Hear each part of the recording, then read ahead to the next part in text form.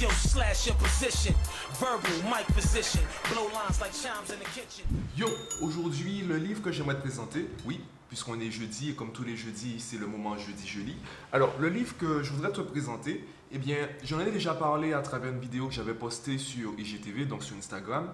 Et je me suis dit, c'est vrai que je ne l'ai pas fait avec un bon livre, donc avec le compte Instagram Un Bon Livre, également le site internet et le podcast. Donc je me suis dit, bon, aujourd'hui on va le faire. Ce livre, en fait, c'est comment devenir un optimiste contagieux. Je te le dis tout de suite, il y a des personnes qui ont un peu de mal avec ce livre. Et moi, ce que j'ai adoré, ce qui m'a fait tilt, en fait, il y a deux parties, je pense, qui m'ont vraiment fait aimer ce livre. Le premier élément, c'est que l'auteur, en fait, il a analysé les étudiants de l'université Harvard aux États-Unis pendant des années. Il s'est posé la question suivante: pourquoi des étudiants qui sont dans l'université la plus prestigieuse, tout le monde connaît le nom de cette université, comment ça se fait que ces étudiants soient malheureux, que certains soient stressés alors qu'ils vivent...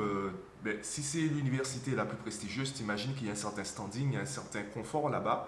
Et malgré ça, tu as beaucoup d'étudiants qui prennent des antidépresseurs. Alors, c'est évident de parler des examens, de la difficulté d'être étudiant, des prêts étudiants, etc. Mais se demander en fait, qu'est-ce qui fait pencher la balance? Est-ce que finalement, personne ne peut être heureux? Il a commencé à s'intéresser à cela. Le deuxième élément qui m'a fait aimer ce livre, c'est une anecdote de l'auteur qui disait que, il commençait à être connu, on commençait à entendre parler de la psychologie positive, puisque ce livre parle de la psychologie positive. Et une fois, il a été invité dans un événement. Donc, c'était un événement autour du bien-être. Donc, on était censé parler du bien-être. Et la manière dont il en a parlé, eh bien, c'est ça qui m'a fait tilt. Il disait en fait que dans cet événement, qui était constitué de plusieurs conférences et donc plusieurs sujets, en fait, tout le monde parlait du bien-être, mais enfin non, tout le monde disait vouloir parler du bien-être, mais en fait, tout le monde parlait du mal-être. La promesse qui était tenue, ce n'était pas d'être heureux ou heureuse avec cet événement. La promesse, c'était de ne plus être malheureux. Donc, on n'essaie pas de te rendre heureux, on essaie simplement de te faire sortir du négatif. Donc, tu te retrouves en fait au juste milieu. Tu es ni heureux ni malheureux, après c'est à toi de faire tes choix. Et lui, justement, avec la psychologie positive, en fait, il te dit, mais c'est pas ça l'objectif. L'objectif, c'est pas de ne pas être triste. L'objectif, c'est d'être joyeux, d'être heureux. Et là, il a commencé à me parler, c'est là que j'ai commencé à m'intéresser à cela, des valeurs aberrantes. Les valeurs aberrantes. En statistique, en fait, quand tu as plusieurs points, plusieurs données, tu vas créer ce qu'on appelle un nuage de points. Donc, tu vas récupérer les points qui se rapprochent le plus les uns des autres. Tu pourras même tracer une droite qui passera par un maximum de points. Et ça va te donner plus ou moins la moyenne. Et peu importe le domaine, tu auras forcément des données aberrantes. Des points en fait qui sont tellement loin de la droite, eh bien en statistique, généralement, ces points-là, on va carrément les oublier. Donc, tu as des données aberrantes par le bas. Donc, ce seront les personnes qui seront vraiment dépressives, vraiment malheureuses. Mais tu as aussi des données aberrantes, des points qui sont aberrants par le haut. Donc, des personnes qui sont heureuses, peu importe ce qui se passe dans leur vie. Je t'avais parlé du livre Comment être heureux et le rester, où on t'expliquait que 40% de ton bonheur dépend de toi. Il y a la génétique, etc. Donc, je pourrais toujours en reparler à nouveau dans une autre vidéo. En tout cas, dans Comment devenir un optimiste contagieux, il te montre en fait déjà notre mauvaise perception du bonheur. On ne parle pas du bonheur, on parle de, entre guillemets, on voit le bonheur simplement comme le contraire du malheur, le contraire du mal-être. Donc, au lieu de s'intéresser au bonheur, on s'intéresse au mal-être pour obtenir son contraire, ce qui est un peu différent. Bon, concernant ce livre, c'est un livre qui se focalise sur le monde du travail, donc vraiment le bonheur au boulot. Et ce qui est intéressant, en fait, c'est qu'il explique, alors je ne sais plus si c'est cet auteur-là qui l'avait dit, mais ça se rejoint.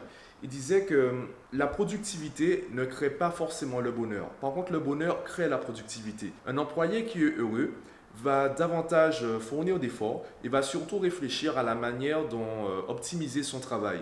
Donc, le bonheur entraîne la productivité, mais la réciproque n'est pas forcément vraie. Parce que tu peux être productif et frôler le burn-out, en avoir marre de ton boulot, ne pas aimer ton boulot et finalement, petit à petit, sur le long terme, eh bien, tu es de moins en moins productif. Sauf que sur le court terme, on ne voit pas trop la différence. Parmi toutes les astuces qu'il propose, c'est là que j'ai récupéré le cercle de Zorro que j'applique avec mes élèves. Par exemple, un enfant qui, jusqu'à maintenant, il n'arrive pas à ranger sa chambre tout seul. Et c'est ça ce que j'explique d'ailleurs à certains parents, c'est que le plus important, ce n'est pas la vérité, le plus important, ce n'est pas d'avoir raison, puisque le plus important, c'est que l'enfant comprenne et fasse par lui-même. Donc le plus important, c'est de parler son langage. Si pour l'enfant, ça représente une montagne, il vaut mieux, au moins sous le court terme, voir ça comme une montagne et faire en sorte, l'aider en fait à partitionner le travail. Donc, comment on déplace une montagne? Eh bien, c'est pierre par pierre. Eh bien, le cercle de Zorro va représenter cette pierre. Si pour l'enfant, ça représente une montagne, on va réduire la charge de travail. Donc, au lieu de lui dire de ranger sa chambre, on va lui dire, bon, occupe-toi simplement de ton lit. Une fois qu'il a pris l'habitude de s'occuper de son lit, de faire son lit tous les matins, là, on passera peut-être au lit et au bureau. Ensuite, le lit, le bureau, les vêtements propres qu'il faut plier, etc.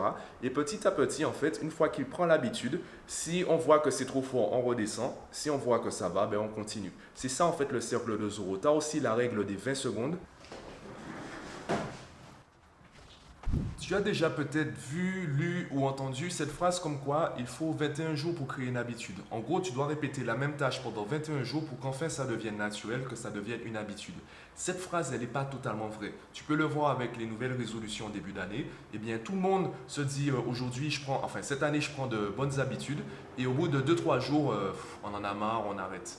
Parce qu'il manque un facteur important. Il manque un détail qui a toute son importance, c'est le temps que ça te prend pour passer de je vais le faire à je le fais. Tu veux déjà le faire. Sauf que peut-être qu'à la base, je prends l'exemple du sport, si tu es une personne qui à la base n'est pas sportive et que tu n'aimes pas ça, surtout peut-être à ce moment de la journée, eh bien au moment où tu vas te dire c'est l'heure d'aller au sport, s'il y a trop d'étapes intermédiaires, eh bien, ton cerveau, en fait, va rallonger la liste, il va faire d'une pierre une montagne, un peu le contraire de ce que je disais tout à l'heure, et tu vas jamais te mettre au sport. Donc, la règle des 20 secondes, c'est supprimer les étapes intermédiaires.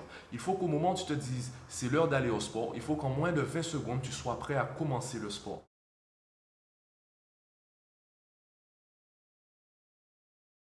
Un exemple bête, avoir tes affaires de sport dans la voiture, par exemple. Comme ça, quand tu quittes ton boulot, au lieu de rentrer chez toi pour te changer, eh bien, tes affaires sont dans la voiture, comme ça, tu es prêt à aller à la salle. C'est des exemples bêtes comme ça, où si tu es du genre à faire du sport le matin, tu mets tes affaires du sport près du lit, comme ça, en moins de 20 secondes, tu peux être prêt, voire tu t'endors dans ta tenue de sport, peu importe si tu n'es pas du genre à te doucher le matin pour le sport, tu fais comme tu veux. En gros, tu fais en sorte qu'il y ait moins de 20 secondes entre je vais le faire et je le fais. Bon, c'est un livre que je vais conseiller à tout le monde, mais en même temps, je sais que c'est pas tout le monde qui va accrocher avec ce livre. Si tu n'as pas l'habitude de lire sur la psychologie positive et surtout si tu n'as pas l'habitude de lire sur la productivité, y compris la productivité dans le monde du travail, c'est un livre auquel tu vas pas forcément accrocher. Si tu recherches plus quelque chose qui s'oriente vers de la spiritualité, il y a d'autres ouvrages que je pourrais te conseiller. Mais je te conseille quand même de faire des recherches. L'auteur a participé, en fait, il a fait un TED Talk. Occurring 2 decades later in the way that we look at the human brain, what we had stumbled across is something called positive psychology, which is the reason that I'm here today and the reason that I wake up every morning. When I first started talking about this research outside of academia, out with companies and schools, the very first thing they said to never do is to start your talk with a graph. The very first thing I wanted to do is start my talk with a graph. This graph looks boring, but this graph is the reason that I get excited and wake up every morning. And this graph doesn't even mean anything, it's fake data. What we found is